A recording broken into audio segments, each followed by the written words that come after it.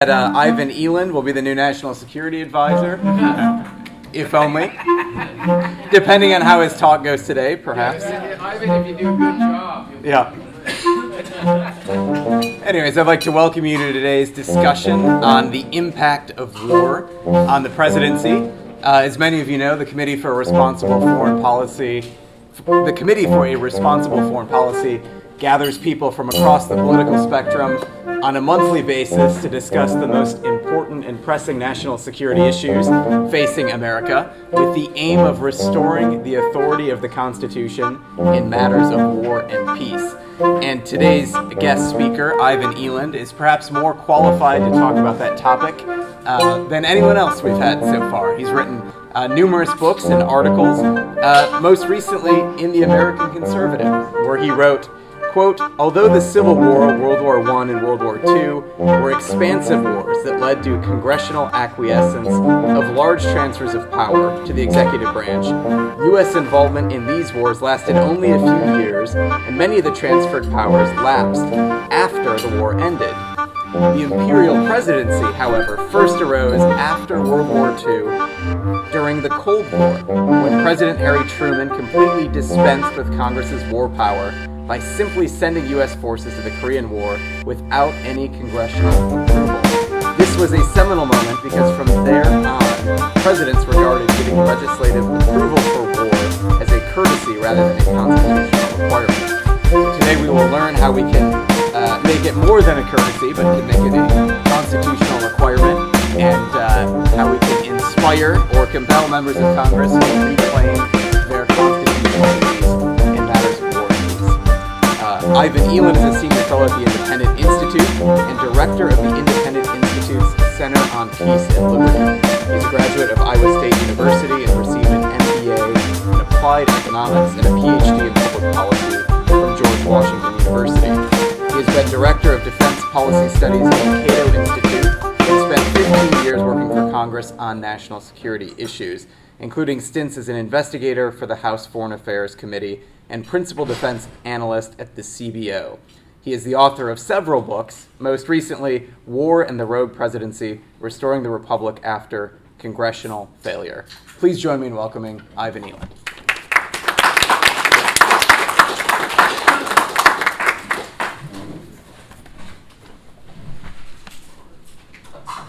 Well, I'd like to first thank the Committee for Responsible Foreign Policy for allowing me to give a talk on my book. And I'd also like to say I forgot my party hat. I didn't know John Bolton was going to resign, so I guess I'm going to have to give this speech only in great happiness, but not properly costumed. I'd like to basically just give an overview of what the book is and what it's not, and then I'll go into sort of a history of executive power, and then I'll try to offer some solutions, which is the book does. And I'm kind of proud of this book because you find a lot of books, particularly in Washington but other places, who analyze the problem, but they never really come up with any plausible solutions. And mine are very pragmatic solutions, and we may not even agree on some of them. But anyway, I won't go through all of them, and I'm not going to go through too much detail in the book. I'm just going to summarize it. But the basic problem that we have, I think, in this country is we don't adhere to the Constitution. And this is you'll hear this from the left, but more from the right, that we don't adhere to the original Constitution. But it's really sort of worse than that. We don't even have the government that the founders had envisioned before. They envisioned a government that had a very small government. Even as late as 1900, the federal government made up less than 5% of the GDP. And most of it was military forces, post office, etc. And many people throughout the country, the only contact they had with the government in the 1800s, unless they were out in the far reaches and there were problems with Indian attacks and that sort of thing, was the post office, right? So there's very minimal government, and the powers were strictly enumerated. And the states were intended to have most of the power and did have most of the power. And within the federal government, of course, the founders intended the Congress to be the principal branch. That's why it's Article 1, and the executive branch is in Article 2. And you'll find in that document, it'd be striking, because most people we hear, our politicians, always say, well, the president, it must be dominant in foreign policy. Well, that didn't come along until a Supreme Court decision, which had a dictum in it in the 1930s as the threat in Europe was growing. This really wasn't the intention. Even in foreign policy, where we regard as an executive prerogative, almost like you would say, equivalent to what the founders were trying to avoid, and that is a royal prerogative in foreign policy. That's sort of what we have now. It's way beyond what even Alexander Hamilton, who was the most pro-executive in the Constitutional Convention, it was even beyond what he recommended. He fully, in the Federalist at least, he may not have agreed with it under the table, but in the Federalist he said, the Congress must declare war, and the executive carries out the war after Congress declares it. And he was a near monarchist. But now, of course, we have even farther than that the president can take the country to war without any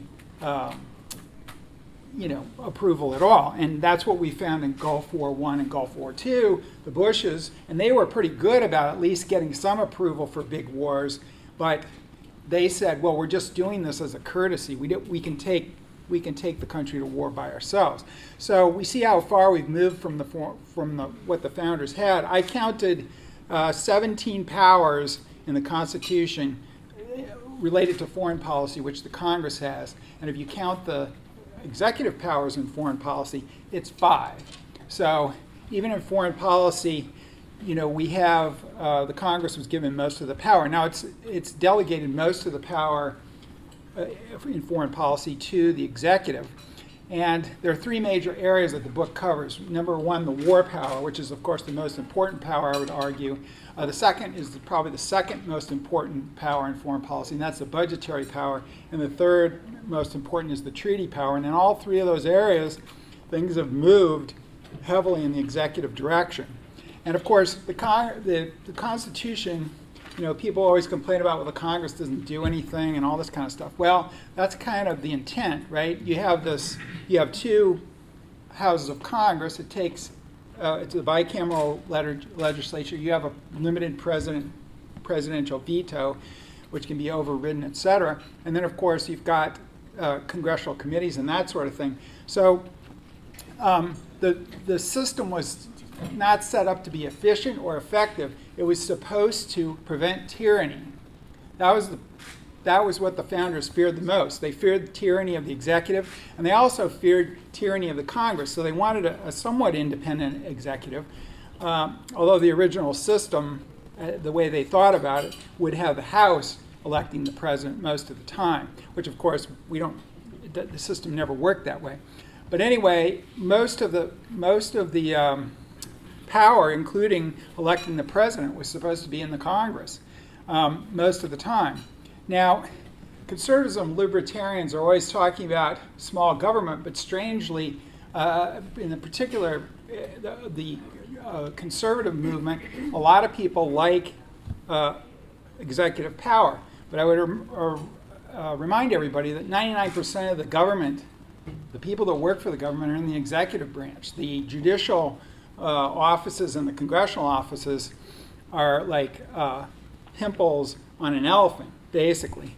And so I think conservatives and libertarians are good about wanting to go put government closest to the people by moving it back towards the states.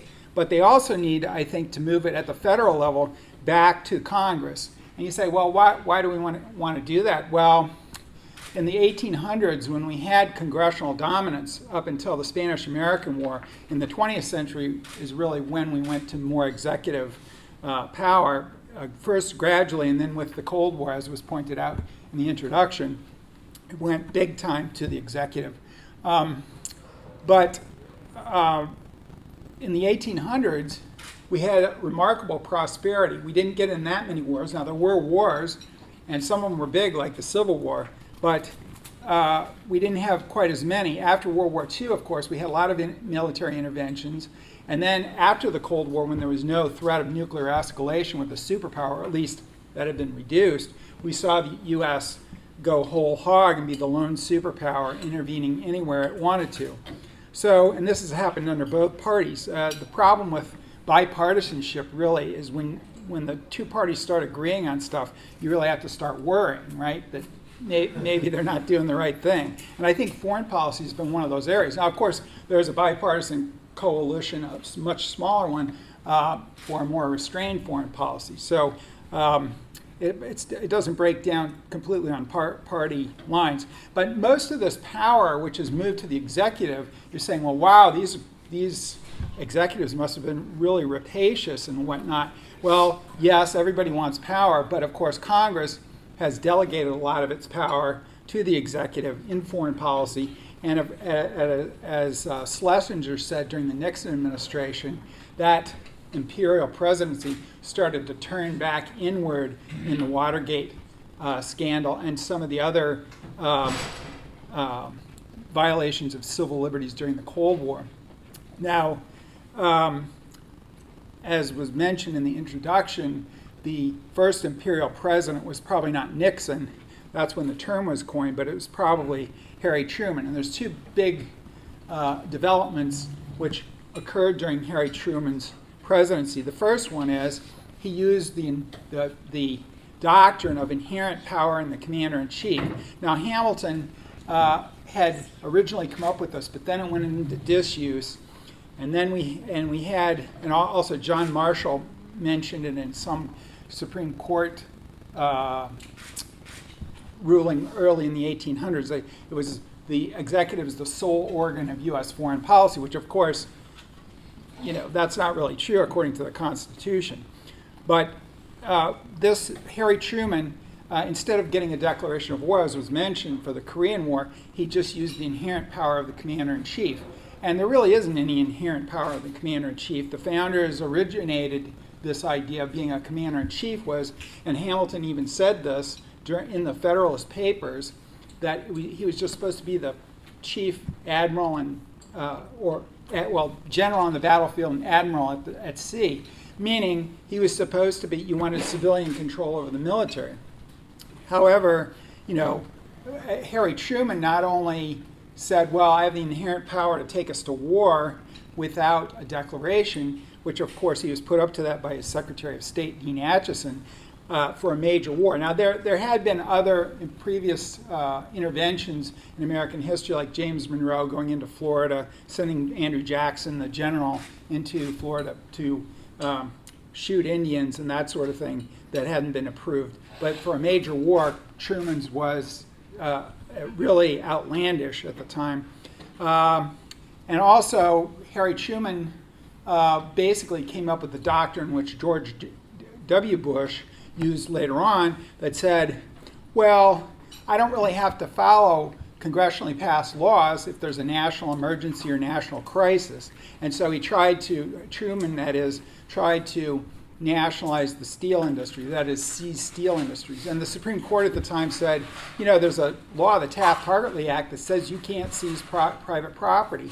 And so they overruled them. But of course, as we go on, the president regrouped and continued the slide toward executive power.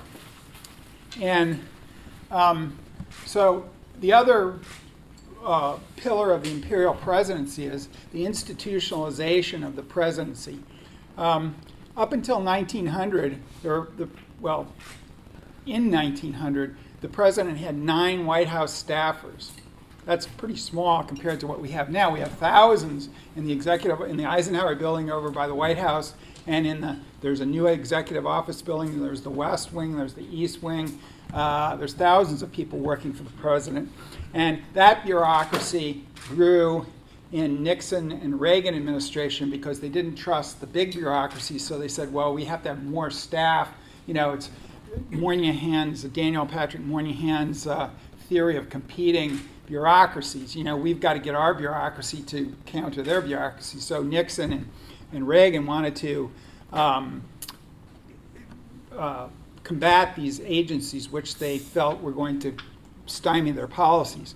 So this Executive Office of the President was founded by FDR, and originally he tried to get the authority to reorganize the government, and he was denied by Congress. But then Hitler went into Czechoslovakia in 1938, and the threat cloud started looming over, and suddenly Congress said, okay, you can do it. So he originally created the Executive Office of the Presidency. But in Truman, so that was a partial, I would say, after FDR left, the president was first among equals among the branches, which was going too far in the first place. But then we get to Truman, who we have the National Security Act of 1947, which gave us the CIA, which normally the intelligence had been under the Joint Chiefs of Staff. Now the president had his own intelligence agency, which they converted into a covert operations agency, essentially.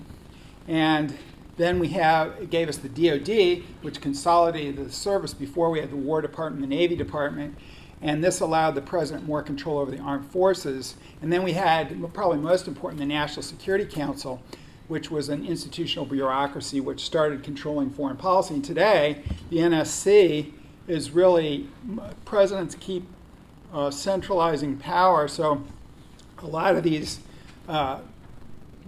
supposedly very powerful secretaries of defense and state, they don't really, they can control resources within their department, but the national policy is made at the White House and the national security. So you had one factor was the institutionalization of the presidency, and the other one was this inherent power in the Constitution. And remember, the founders wanted enumerated powers, meaning specific powers for the federal government, and of course the 10th Amendment even says that, but we've developed this inherent power doctrine. So of course, the Cold War goes along, and Truman was saying, well, I need more power because, and Truman wasn't the only one to do this, we have the potential for nuclear war. Now it takes an ICBM about a little less than 30 minutes to go from Russia to the United States. And so the idea was, well, gee, in the modern age, modern technology, we need a more powerful executive. Well, of course, there's a fallacy there and we need a bigger federal government too. But if there's a more complex world out there, the government doesn't necessarily manage it better. In fact, if you're talking about markets and stuff, it's probably better to keep the government small because the market always vastly outspeeds the government action. And in the national security field, we have a situation where they were saying, well, for our prestige, anytime you hear credibility or prestige arguments, those are imperial arguments. They have nothing to do with the national security of the country. They have to do with our prestige and our credibility overseas. Whenever you hear that, and they're making this argument now in Afghanistan, the people who don't want to withdraw, our allies have to have confidence in us and all that kind of stuff. Well, that's how we ended up in a quagmire in Vietnam as well. So there's been several wars where we use that rationale. But so we have this credibility that we need to establish. Well, how do we do that? Well, we need rapid military action to satisfy our allies, to show that we're tough against the communists. Except we not only needed a nuclear, which was at least a plausible argument, although I'll debunk that in a minute, but we also need it for conventional war. And then, by the way, after we get the CIA, Eisenhower was scared of nuclear war with the Soviets, so he developed this covert action, which the CIA was created, and he really started overthrowing governments in Guatemala, Iran, Laos, etc., some of which were democratically elected, because he wanted to fight communism, but he didn't want open wars. So he was using this. He was using conventional to a little bit lesser degree than other presidents. But of course, so we have this conventional idea. Well, you really didn't need speedy or conventional warfare. What you needed is congressional approval. But what about nuclear? Well, everyone always points to that. Well, the Constitution, the original framers, and this is right in the Constitutional Convention, they originally had the wording, the Congress will make war, leaving no doubt that the Congress would be the agent of war, deciding whether the country is going to go to war or not, because the European monarchs had abused this, the wars had fallen to the people, the cost of the war fell to the people with taxation and being roped into fighting the war on the ground for the monarchs. So they didn't really want that. They wanted the people's houses of Congress to give the okay. And then after that, you turn it over to the president, and he can command in battle. But of course, even that, the early war, the first war we had was a quasi-war, and the Congress I think they passed 20 different laws to constrain the president. And when they went over it, the Supreme Court, who wasn't as shy about getting into national security, they overruled President Adams and said, no, you have to follow what the Congress said, the rules for the war. You may not like that, but that's what you have to do. But now we have this, go fast forward to the Cold War, this idea that the president has to take rapid action, that's already built into the system, because they changed during the Constitutional Convention, they changed make war. Madison and Eldridge Gerry changed the wording from make war to declare war. And the reason for that is they wanted to give the president self-defense capability. That is, if we're under attack and the Congress is out of session, remember the Congress only met a lot less than it does now because it was an agricultural economy. Most of these people owned plantations or farms, and the communication and transportation was very rudimentary. So they made this self-defense capability that the president of the United States was under attack. They changed the wording so that he could do a defense. But then, of course, at the quickest possible moment, he was supposed to get a declaration of war, even if we were under attack. And certainly if he was going to do an offensive war, which most of our wars now are overseas, which was what I mean by offensive, there was supposed to be a declaration. So it's very clear what the Constitution, the original founders were on this topic. There's some gray areas of the Constitution, but I would argue that this is not one of them. So, we have these presidents, and their war usually leads to more concentration of power in the executive, and war also leads to more government programs, like Social Security, the income tax, even daylight savings time came about during war. And these are programs which you wouldn't think would really be, related to war. So the government grows bigger, and within the federal government grows bigger, and then within the federal government, power moves to the the executive branch. So the Cold War, because it was a long war, most of the U.S. wars have a definite time limit. But the Cold War, of course, went on for 45 years, and so the presidency got a lot of steam during that period. And then, of course, we had a little bit of supposed retraction, although then we became the lone superpower with no threat or very little threat of escalation to nuclear weapons after the Cold War was over. So we started policing the world, under the latter part of the second Bush administration, the Clinton administration. And then we of course, get to 9/11, and I would argue that we've gone from an imperial presidency to a rogue presidency. And this is not necessarily a condemnation of any one president, but this crisis, the president in the Bush administration, most of the concentration of power among presidents has come as a result of them trying to get their policies enacted. But the Bush administration had a goal of expanding power because Dick Cheney felt, and he's a unitary theory of the executive guy, and that just means that he wants the president to be even more powerful. And he saw he was serving, during Vietnam, in the bureaucracy, and he saw that Congress was passing all these laws like the War Powers Act, the Emergencies Act, the National Emergencies Act of '76, which they've been talking about lately, that trying to constrain the president. But most of those, what Cheney failed to realize was most of those efforts in the '70s by Congress to push back on the executive really failed. And in fact, the executive twisted these statutes to do the opposite a lot of times of what they were supposed to do. And the National Emergencies Act is one of the example of that. So, of course, we had during the Bush administration, he said, well, the war on terror, they attacked us on our own soil, so the war is not overseas, it's right here. And so we saw, and remember what Lincoln said during the Civil War, the war is here, so it's more urgent, right? Only the Civil War is even big, massive, and our war here was tiny.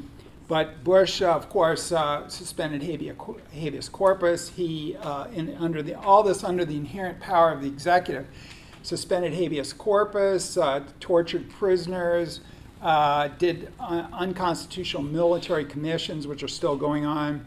And did I say spying on Americans? That was the other one. There were 4 areas. So this presidency has really got out of hand. Now, he retrenched in his second term so that, because he wanted to, he thought, well, I'm getting a lot of opposition. The Supreme Court's kicking up its heels a little bit on this stuff, and Congress is not too happy with some of it. So he started to retrench a little bit. But most of this stuff, Obama, who was the second president of the War on Terror era, he did stop the torture, allegedly. And then, but all these other things, the habeas corpus, the military commissions, and the spying on Americans has continued. And of course, all these unilateral wars that Bush was fighting, if anything, Obama increased them. And of course, we still have these going on now, and we still have spying on Americans, unconstitutional spying. We still have the habeas corpus being denied partially. It's better than it was, but we still have that. It's a little murky whether there's any torture going on, but let's give them the benefit of the doubt and say there's none. So most of these things are still going on, including the unilateral executive wars that we face. So, and we don't even know how many wars are going on at this point. I can count up to 8 in public, but there may be more because the 2 things that have really been developed, John F. Kennedy created the Special Forces. And of course, we have the CIA, which was created back in 1947. And these organizations go and they supposedly help our allies in other countries. But of course, some of these covert operations can get a little out of hand. Like the Bay of Pigs got a little out of hand, and that led to the Cuban Missile Crisis. And then Johnson, in the early 60s, 1964 to be exact, he was sponsoring U.S. Navy destroyers were helping the South Vietnamese military raid the North Vietnamese coast. Well, the North Vietnamese then allegedly attacked the U.S. destroyers in the Gulf of Tonkin, and of course that led to the escalation of the Vietnam War. And of course, there's a lot of most historians don't think maybe there was a minor attack on one of the ships, but the second attack never even happened. So these types of covert operations, and of course the U.S. government never really admitted that that's what triggered the incident, was these raids on the North Vietnamese coast. So we have these wars that start, and they can stem out of, they can originate from covert action, which the legislature doesn't even know about. So let alone not declaring war, they don't even know the war is going on in some cases. And of course, we have special forces in over 100 countries training other militaries. And usually these militaries are going out and suppressing some guerrilla movement or some terrorist threat or whatever. The other thing that the president has done cagily over time is he has assumed the ability to deploy forces overseas.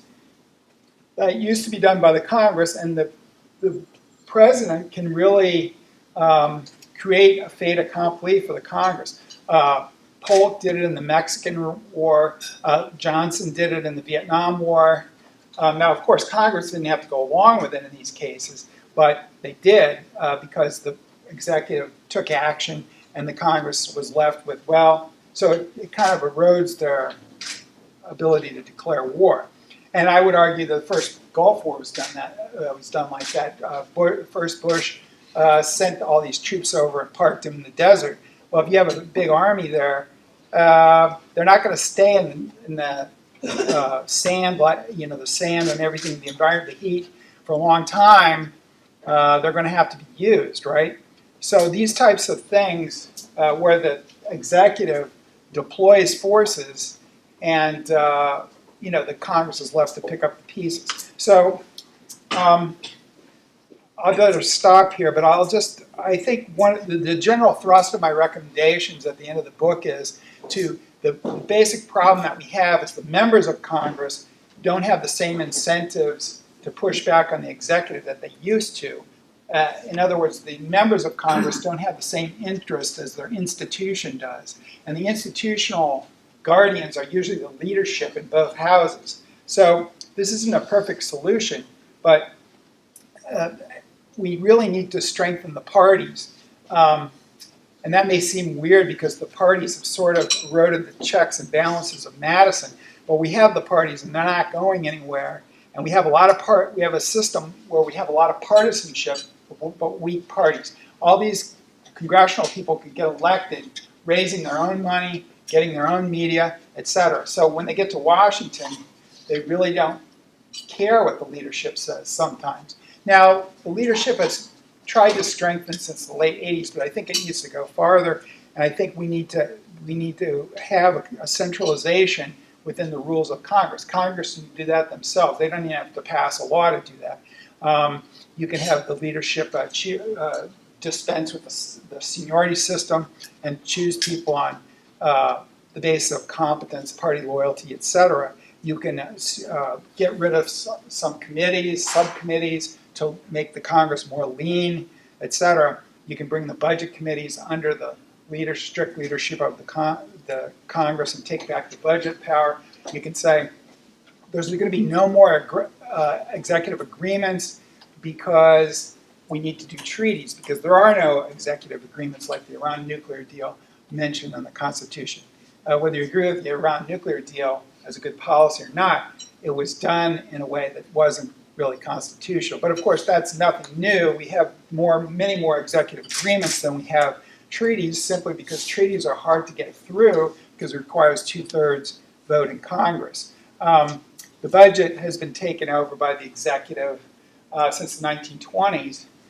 So the Congress putters around, even though they're supposed to have the appropriation power, they putter around the edges of the executive budget. And of course, they don't declare war at all. That's those three areas: the war power, the treaties, and the budget are the key areas, I think.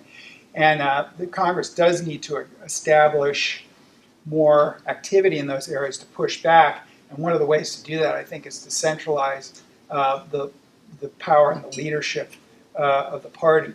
And as I say, that's not a panacea solution, but that was one key.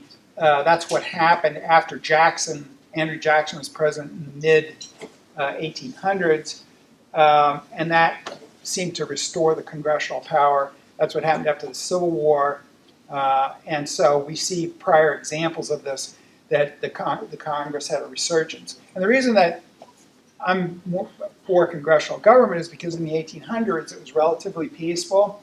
We had a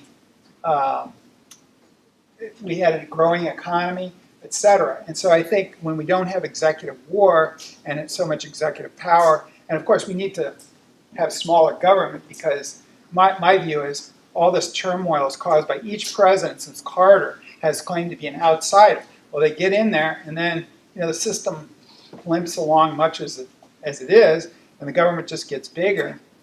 And so we need some way to get it down. And the only way that you can get it down, I think, is with a sequestration rule. We saw that Obama agreed to that thinking it would never be used, but then they couldn't agree on the budget, so the budget deficit went down, and there was some restraint on spending, maybe unintentional, but what we need to do is have a sequestration, which means every account gets cut by a certain percent. Now, the problem with the last sequestration was, in my view, was it didn't go far enough. The big driver of the budget is entitlements, and this is not a lecture on entitlements.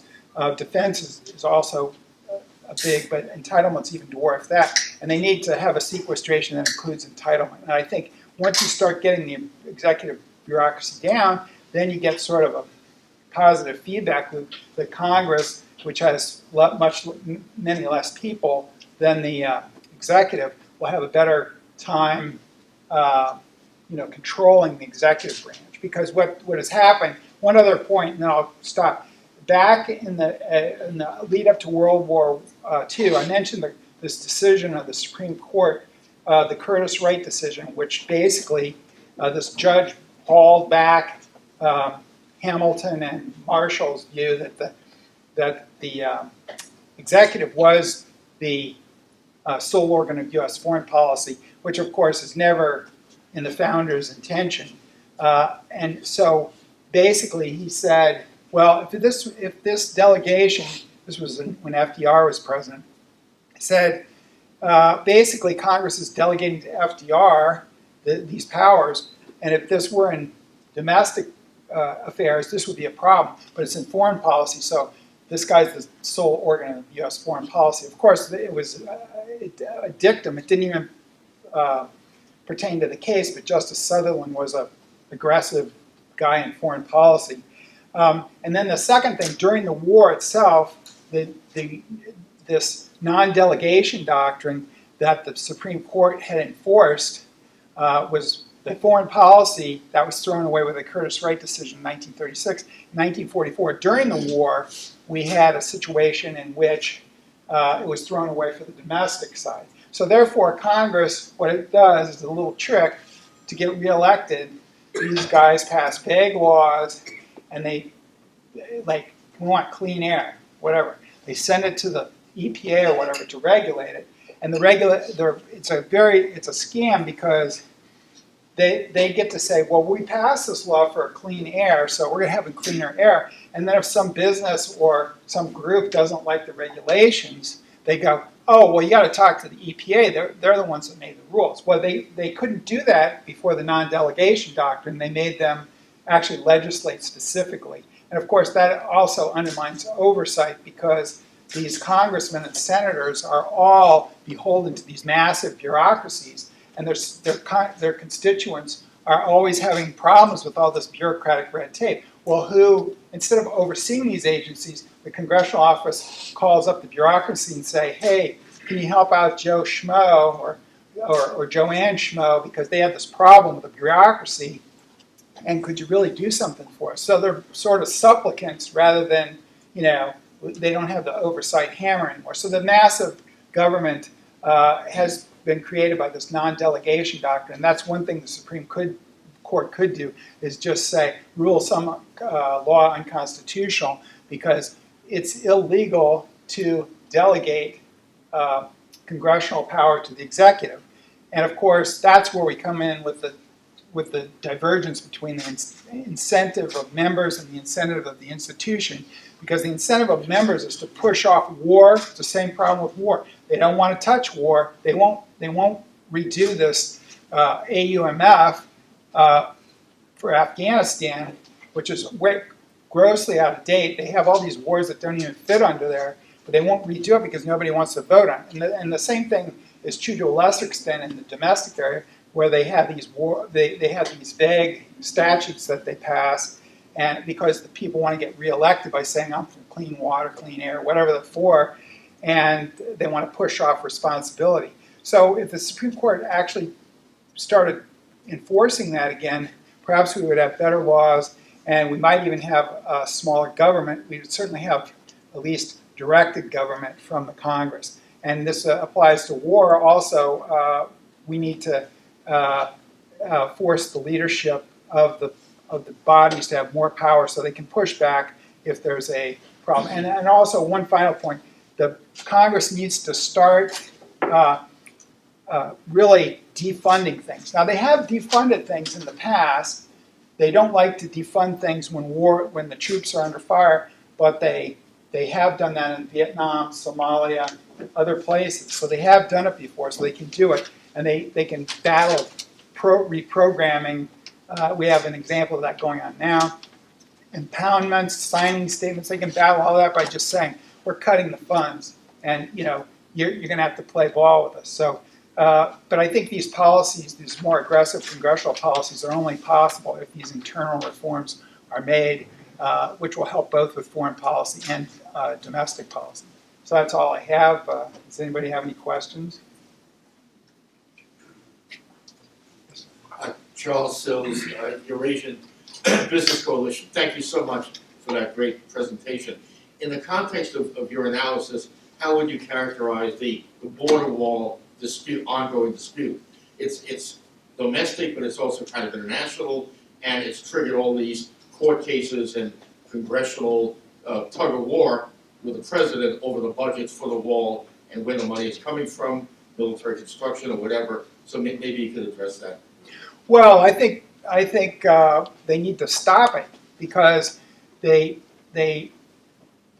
president. This is not the first time this has occurred in American history, where the Congress has legislated against something, or in this case, just not declined to provide money for something, and that if you allow the executive to do this, this is he's basically legislating by fiat. I mean, this happened in the Truman administration as well, when the Taft-Hartley Act of 47 said you can't seize private property. Well, Truman was trying to do it and say, well, this is an emergency. I have the right to do anything. And George W. Bush used the same logic. Well, if you take that to the extent you have tyranny, because that's what executive fiat is. And we say executive agreement, or with other countries we say executive order. But no executive order, whenever you hear a president say, as Obama did, as Bush did, and as Trump said, when you hear them say, well, I had to do something because Congress wouldn't, you can't do that. The Congress is the legislative body. You can't legislate by executive order. It doesn't matter whether they're Republican or Democrat. And I think there's a lot of people on the Republican side on the Hill who are very uncomfortable with this switch from the Defense Department to the wall because Congress did not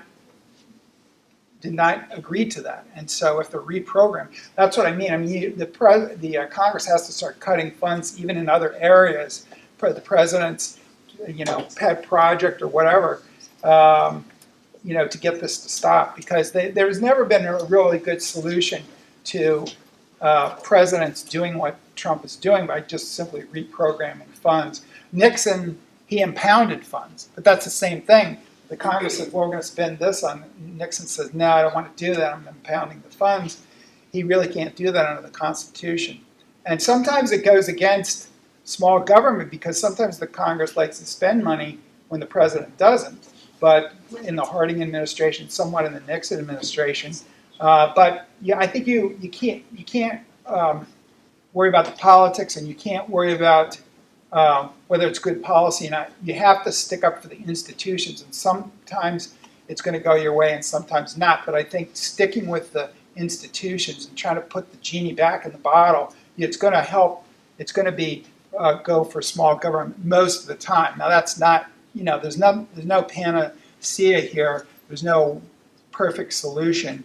But I think any president should be stopped doing this. The other problem is I think using a national emergency to sell arms to Saudi Arabia as well, and that was pretty questionable. But presidents do this kind of stuff all the time, and I think Congress, especially when there's a lot of agreement behind the scenes from the Republicans that some of this stuff is not kosher either.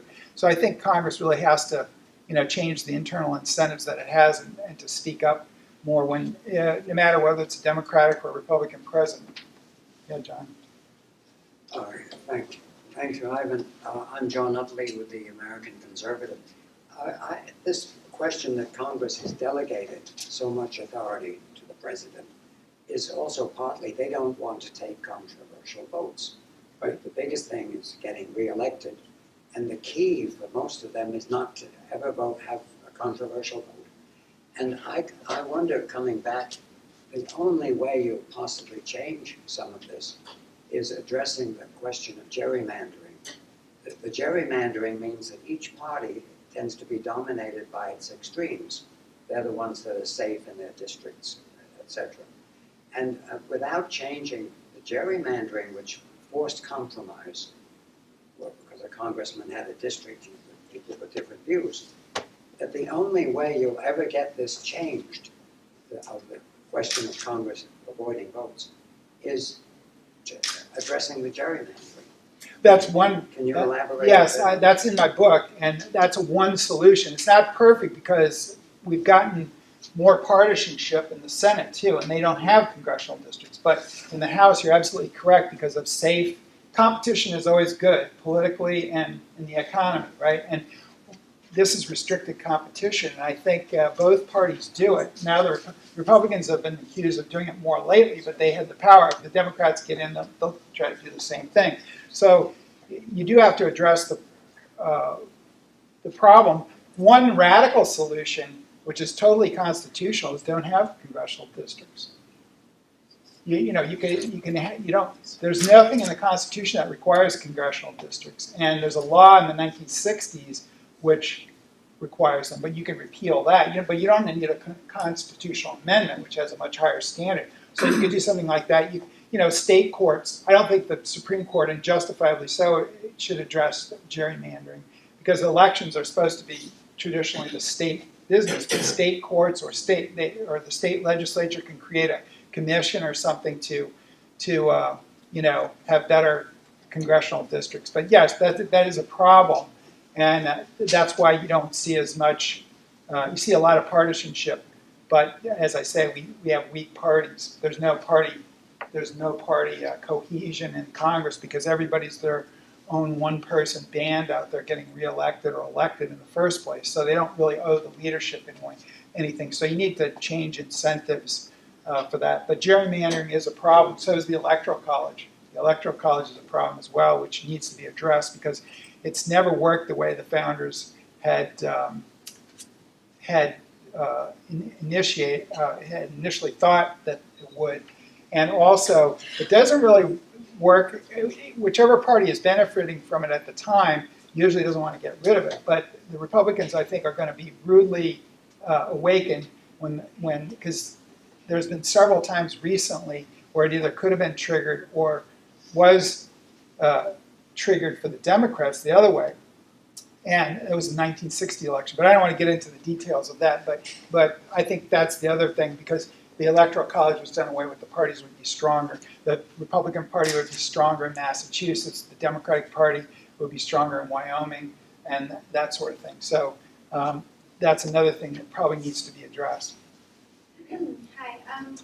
I'm wondering in your research up to this point, how likely it is for President Trump to use the inherent power doctrine to go to war with Iran, and I'd appreciate any of your own thoughts on whether he should or shouldn't. Well, I think if they bombed it, I hope they don't go in on the ground because it would make the Iraq war look like a picnic. Iran is very mountainous and it's a lot bigger than Iraq. Iraq is basically flat. There's a little bit of marshland in the south, but it's not hard for tanks to operate. And we do very well if there's head-to-head military competition. It's when we get into counterinsurgency war that we're really lousy at it. Vietnam, Afghanistan, Iraq, etc. Counterinsurgency, in fairness to the U.S. military, it's hard to win, but the solution is don't get into it. But now with Bolton gone, depends on who they get, but I think you're probably less likely to see that. But I think it would probably be some sort of a strike, a cruise missile strike or something, and that will be almost surely done with unilateral executive power. But it shouldn't be because when the Constitution was ratified, they have in the Constitution letters of marque and reprisal, and those letters of marque were given out to pirates, essentially state-sponsored pirates. This was common at the time. That indicates that the founders wanted to approve even limited military action. So they probably should, Congress should probably vote for any strike if it happens. But almost assuredly, if it's a limited strike, Trump will probably use the inherent power of the commander-in-chief, of which there really isn't anything in. But he's no different than Clinton in Kosovo or some of the other. The first Bush just invaded Panama for. Still don't know really the reason for that, or why the second Bush invaded Iraq was a little tenuous too. But so I think you'll see if we do an attack, hopefully that they won't invade the country, because that would be a real disaster with the mountains, and the people will definitely the resistance will probably make the Iraq war look tame. But if they do, I'm sure Trump will probably use this idea that he can do it. He already did that with the Syrian cruise missile strike. It was very limited. I think it was just a symbolic type of a strike, but nonetheless, he did that under unilateral executive power. So I would assume that most presidents of whatever party would try to pull that again. Thank you. John Bolton was fired 30 years ago by Trump's tweet, and I have been wondering, so what kind of influence the NSC and White House has had on this kind of foreign policy, because the work of NSC is not very well known. So how do you evaluate the influence of NSC? Well, of course, the NSC is always behind the scenes. You have your very high-profile Secretary of State and Secretary of Defense, and I'm not saying those offices don't have power, especially within the Defense Department. The Secretary of Defense has a lot of power. Within the State Department, the Secretary of State has, and he has an influence in policy. But I think all the key issues now are usually decided by the NSC at some point. In this particular case, Trump sometimes does what he wants, and sometimes that's better than what the NSC comes up with, and especially probably under Bolton. But the NSC still has a very powerful institutional role, and that was what was so unnerving about having Bolton there. But I'm certainly happy he's gone now. So I think Trump was able to push back on him. He would even kid in a public session about, oh, this guy wants to start a war.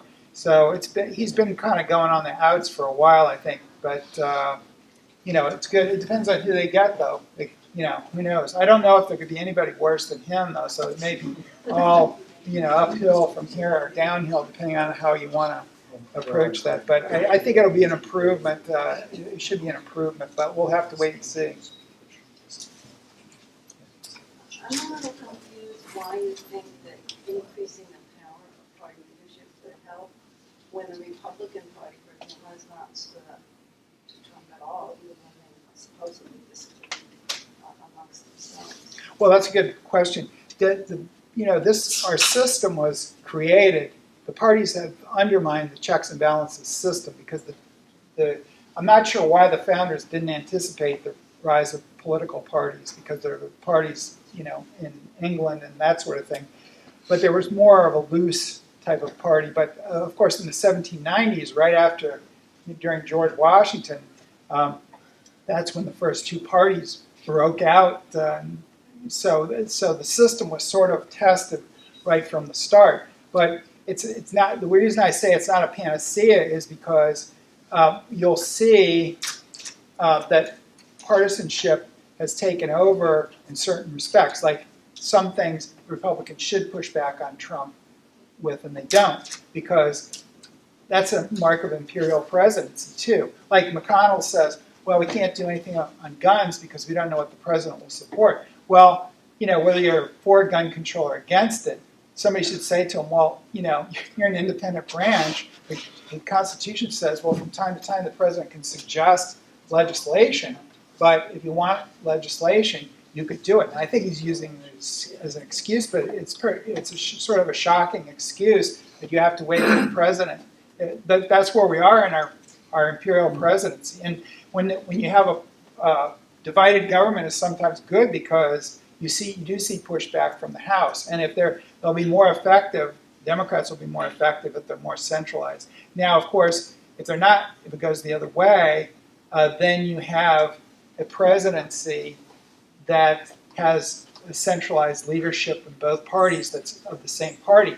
Then you may get some stuff you don't want. But even then, I think the leadership, if they can bring their house along and say, Mr. President, I know we're in your party, but there's a lot of opposition to this. I think it's still, I think the executive branch really takes advantage of chaos in Congress. So the Democrats, after Watergate, came in and they decentralized Congress. And they finally had to go away from that because it was a disaster. It was chaotic. They made all these subcommittees, and that's where they need to reduce the number of committees, I think, to streamline the bureaucracy even within Congress. I think it would be more effective. But it's not a perfect solution because sometimes you're going to get sometimes you're going to get policy you don't like, depending on what policy you like.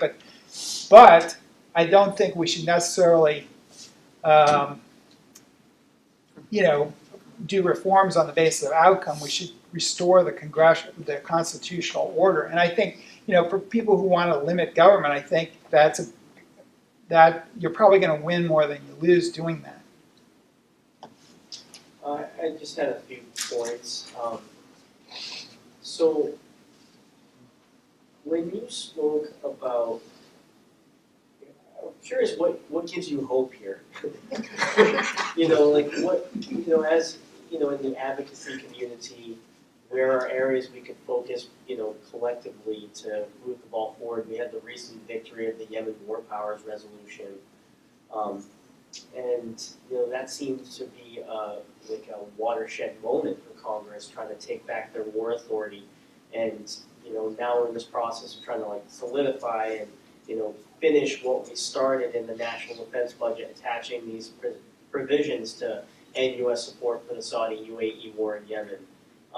But we're hearing that leadership in the House and the Senate on the Democratic side are really worried about Trump veto of the NDAA. They care more about just pushing through this massive defense spending package as opposed to reclaiming their war authority. Well, see, you're asking for hope. I'm suggesting stuff. I don't know if I'm hopeful my recommendations will be, enacted or not, or adopted or not. But certainly, this is a problem. You have these massive bureaucracies, and then everybody gets their constituents to get vested interest. That's the way. And the Defense Department, when they say that we're going to get more competition in defense contracts, it's nonsense because there's hardly any competition at all. It's more they allocate the subcontractors out to various states that they need for votes, right? So it's not, in the private sector, if I want to go to a subcontractor to get a part or something from the thing I'm building, I go get the one that's reliable, it's cheap, and it's effective quality production, right? The best person or company wins, right? Well, in the Defense Department, it doesn't work that way. It's all political. So then you get a big defense budget with all these people, all these members.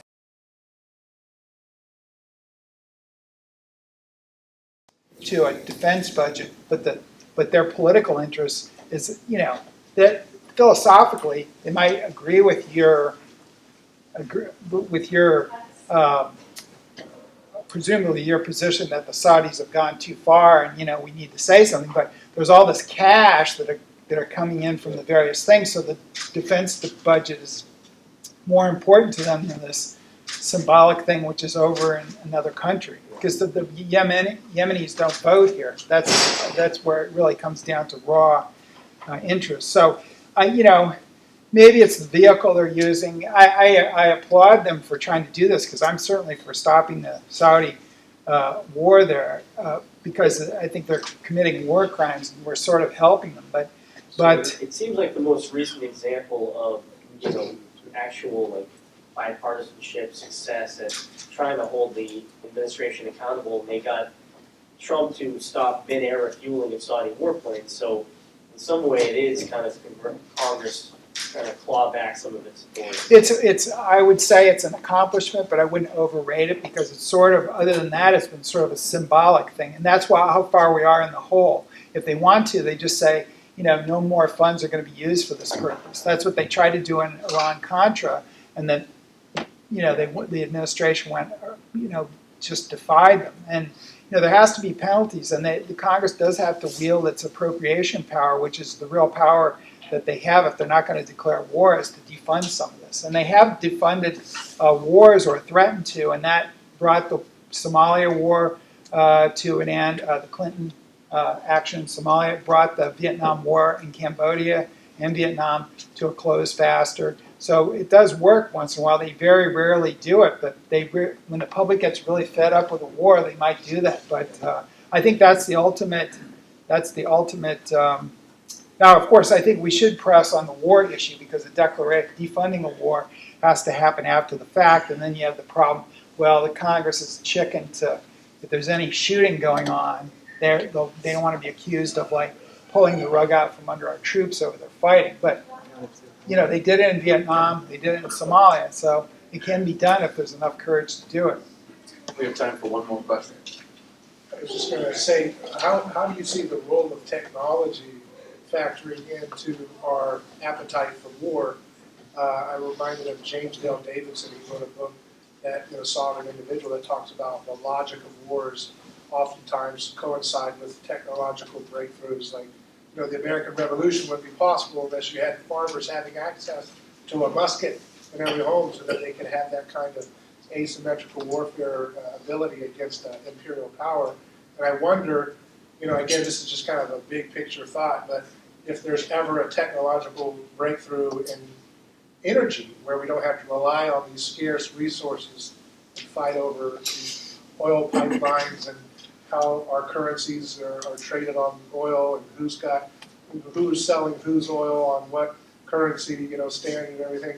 If there is a clean energy technological revolution, would that wind the warfare state down a little bit, because they wouldn't have the logic for war anymore as much? Well, I think they'll just find another one. Look at the technology's already here to some extent. In oil, you have the fracking thing, and we're the world's largest oil producer. So it's not green energy, but it's an alternative. We don't have to get it overseas. But I wrote a book called No War for Oil, where of course the best solution to the oil problem, this was before the fracking boom, is to buy it on the free market. It's the cheapest. We invest in all these military forces, then we send them over the Persian Gulf and put them in bases and everything, and then they get attacked, whatever.